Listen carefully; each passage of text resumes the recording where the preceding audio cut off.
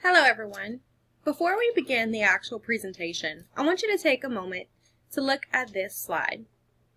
Look at this page and tell me what you think, or think aloud.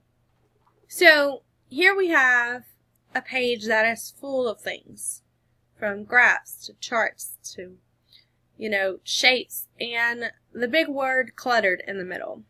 What do you think this means? Well, to let you know, today I want to show you the difference between a cluttered visualization and a well-organized visualization. You've guessed it. This is an example of a cluttered visualization.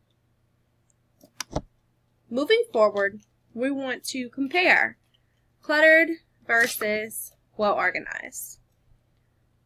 Doesn't this look better? Even though there's no information there, don't you think it'd be a lot easier to understand and to read? When you have a clutter of anything, the message is unclear. There's just so much information, and sometimes even unnecessary information, that it clouds your judgment or your thinking skills, and it makes things a bit complicated.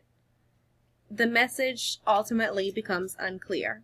However, if you have a well-organized message or display, the communication seems to be more clear.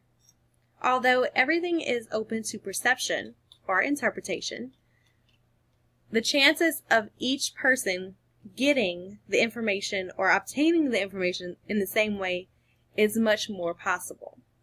When you have a well-organized communication, you're more likely to respond with 10-4, which means your transmission is understood.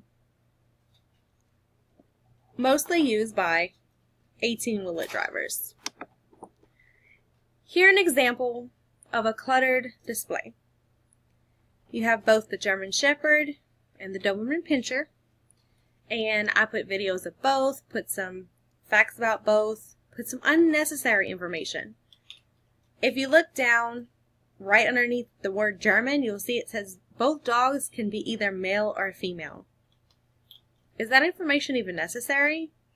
I mean, isn't that the only way to go? They can either be male or female, just like humans. So what I did for you guys is just to show you a comparison. I have this one here where it's combined and cluttered.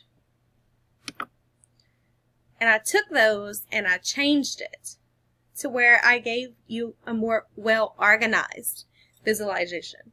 Makes you more interested in wanting to learn the information.